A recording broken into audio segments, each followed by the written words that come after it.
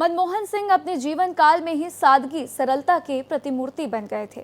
लोगों से मिलना, लोगों को तवज्जो देना उनकी आदत में शुमार था। एक बेहद साधारण घर में जन्मे मनमोहन सिंह तमाम जीवन के संघर्षों को पार करते हुए देश की कमान 2 बार संभाले, तो वहीं उन्होंने आर्थिक विकास के जरिए देश को मजबूती दी। आइए उनके जीवन सफर पर एक नजर डालते हैं।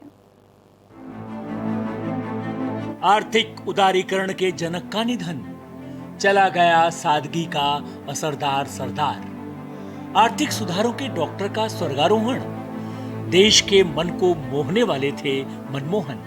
भारत माता दुखी है, देश दुखी है।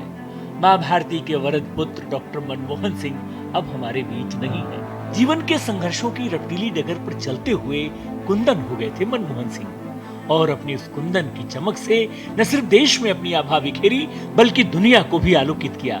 यही वजह है कि उनके आर्थिक सुधारों का दुनिया ने भी लोहा माना।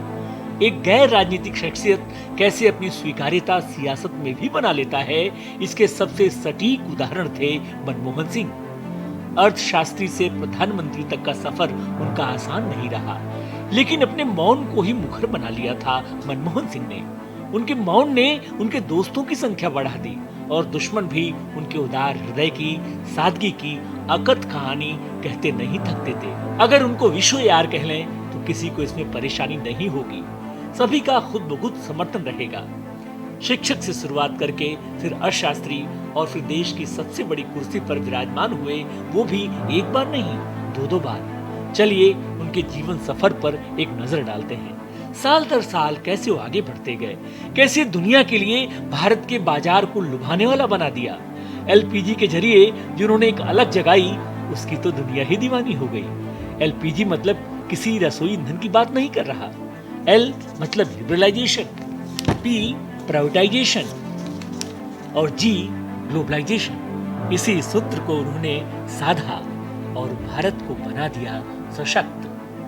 आइए मनमोहन सिंह की जिंदगी के सफरनामे पर साल दर साल नजर डालते हैं। 1948 मैट्रिकुलेशन पूरा किया। 1952 से 54 पंजाब विश्वविद्यालय से स्नातक और स्नातकोत्तर की पढ़ाई पूरी की। 1957 कैम्ब्रिज से अर्थशास्त्र में ऑनर्स किया।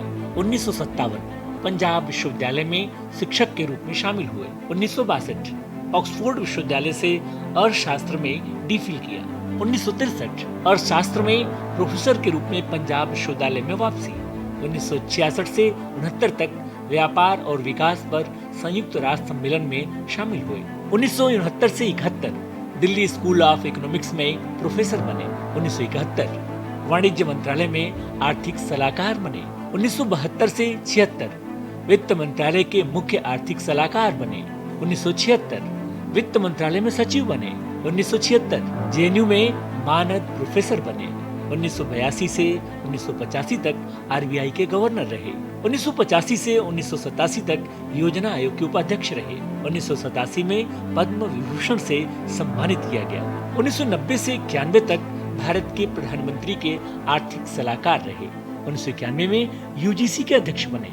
1991 में पीवी नरसिम्हा राव के अधीन वित्त मंत्री बने। राज्यसभा के लिए चुने गए। 1991 से 96 आर्थिक सुधार लाए और परमिट राज को खत्म किया। 2004 भारत के 14वें प्रधानमंत्री बने। 2005 अमेरिकी राष्ट्रपति जॉर्ज डब्ल्यू बुश के साथ भारत अमेरिका असैन्य परमाणु समझौते पर हस्ताक्षर किया। 2007 भारत ने 9% की जीडीपी वृद्धि दर हासिल की। 2009 दूसरा कार्यकाल जीता। जवाहरलाल नेहरू के बाद कार्यकाल पूरा करने के बाद फिर से चुनाव जीतने वाले पीएम बने। 2014 जापान से grand cordon of the order of the Paulownia flowers प्राप्त हुआ। 2014 आम चुनाव हारे और प्रधानमंत्री पद से इस्तीफा दिया। 2019 राज्यसभा के लिए फिर से चुने गए। 2024 92 साल की आयु में निधन, 33 साल लंबी संसदीय पारी का भी अंत। मनमोहन सिंह जैसे लोग किसी युग में एक बार आते हैं। उनकी विद्वता, सरलता सदियों तक भूली नहीं जा सकती। Bureau report, Bharat express.